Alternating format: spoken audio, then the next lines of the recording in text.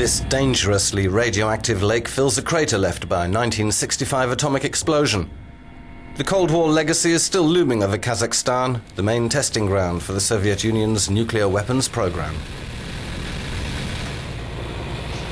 This is the ground zero of the Semipalatinsk nuclear test site. 40 years of Soviet atomic weapons testing have turned the area, roughly the size of Belgium, into a radioactive wasteland. 456 nuclear charges were detonated here before the site was officially closed, exactly 20 years ago. For the IAEA, Kazakhstan's decision to ban the testing and dismantle its share of the Soviet nuclear arsenal is exemplary. Nuclear disarmament is needed, and IAEA can contribute through verification. Non-proliferation efforts are essential. Terrorists should not have nuclear material, and creation and implementation of nuclear weapon-free zone is conducive to create a world free from nuclear weapons.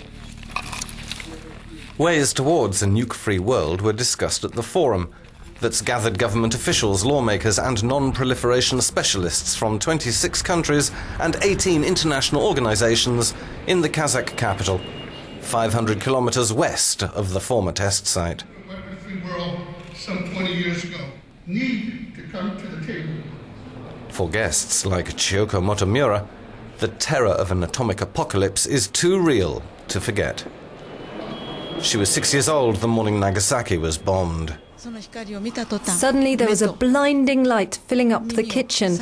My grandmother rushed to cover my eyes, sheltering me with her body. And a moment later the thunder of the explosion and the blast wave hit our house. The windows were smashed and many shards of broken glass went into my grandmother's back. I was left unharmed, but many others were killed in the blast or died of radiation.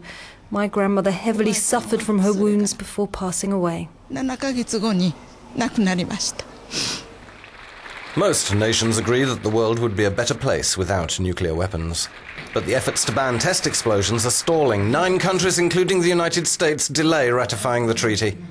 Sam Brownback's one of those who voted against it in the US Senate. There is a thought amongst a number of people in the United States Congress that if we sign on to the agreement, we will stand by our obligations. We say we're not going to test, we won't test. But that there are others that make obligations that will say we're not going to test, but that may go ahead and test. And that's the concern, is that the inequality of the commitment level. This mutual distrust prevents the comprehensive nuclear tests ban from becoming an international law rather than a voluntary moratorium. Nevertheless, a new infrastructure is being deployed to ensure any future nuclear explosions will be impossible to hide. We have around 280 facilities which are monitoring the underground, underwater, atmospheric environment. We have another 220 communication assets. Altogether, 500 facilities around the globe, around the clock, are monitoring the hopeful silence of nuclear weapon tests. If there is an explosion, there are stations which are registering the seismic signal. This signal is different compared to an earthquake.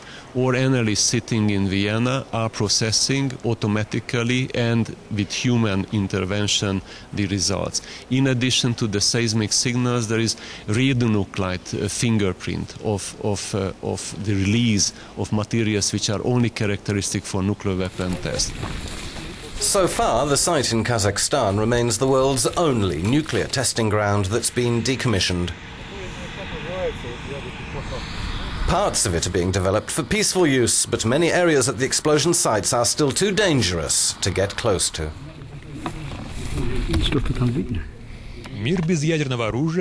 A world freed from nuclear weapons may seem an idealistic utopia. However, many believe it's possible, and the emergence of nuclear weapon-free zones like Central Asia is a promise of a safer future to come. Euronews.